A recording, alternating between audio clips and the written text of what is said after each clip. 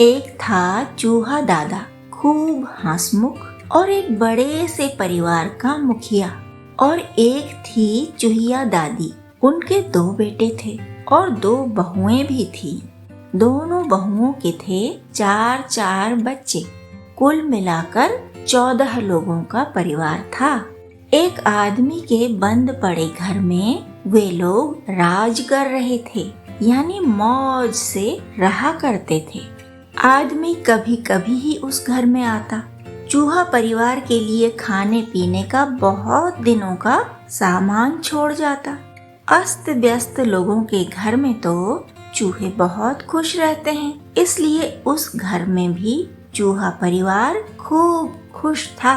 वे हर जगह धमा चौकड़ी मचाते, नाचते, कूदते, खाते, पीते।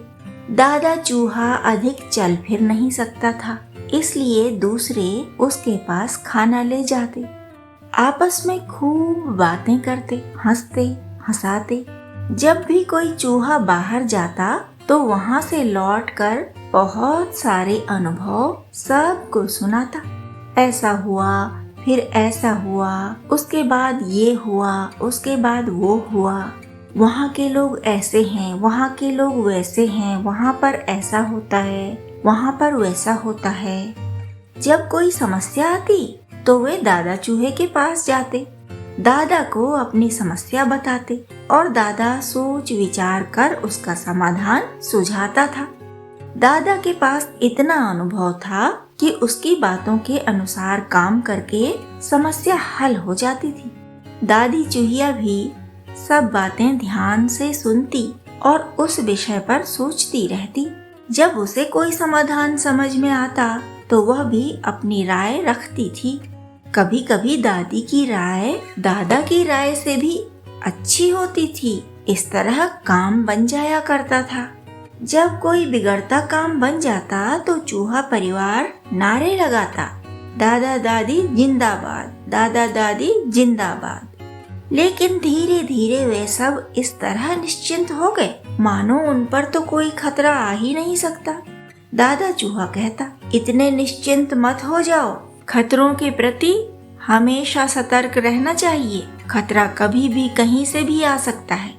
तब कोई न कोई दादा चूहे को मुंह तोड़ उत्तर दे देता। कोई कहता, आप तो हमें डराते ही रहते हैं। कोई कहता, हमें खतरों में ही देखना चाहते हो क्या? क्यों हमेशा खतरा खतरा करते रहते हो? कोई कहता, तुम सठिया गए हो, चुप्पे से कोने में बैठे रहा करो, कोई कुछ पूछे तो ही बोला करो। दादा चूहा दुखी होता, दादी भी दुखी हो जाती, लेकिन बोल कर तो घर में रार बढ़ेगी, बहस बढ़ेगी, अशांति बढ़ेगी, इसलिए वे चुप लगा जाते। बाकी 12 लोग थे, लेकिन वे इस पर सोचते ही नहीं। खाते पीते, हंसते खेलते और लंबी तान कर सोते। फिर एक दिन दादा चूहे को बिल्ली की गंध लगी। उसने दादी से कहा, क्या तुमने भी अनुभव किया? जब उन्होंने परिवार से बिल्ली के बारे में बात की तो उन्हें डांट पड़ी। वे चुप हो गए। एक दिन बिल्ली ने उनमें से एक को खा लिया, अगले दिन दूसरे को। तब वे कहने लगे, 2 कम कैसे हो गए? दादा दादी बिल्ली का नाम लेना चाहते थे, पर डांट के डर से चुप हो गए। फिर अगले दिन बिल्ली ने एक को पंजे में दबाया और एक को खा लिया। जिसे पंजे से दबाया था वह बोल नहीं पा रहा था। किसी तरह उसने सबको अपनी आंखों से देखा, सब हाल सुनाया तो सबको समझ में आया कि दादी दादा ठीक ही कहते थे कि खतरों से संभल कर रहो, खतरा कभी भी आ सकता है। फिर वे सब दादी दादा की राय पहले की तरह ही लेने लगे। उन्होंने ऐसी जगह ढूंढ ली जहां बिल्ली पहुंच ही नहीं सकती थी।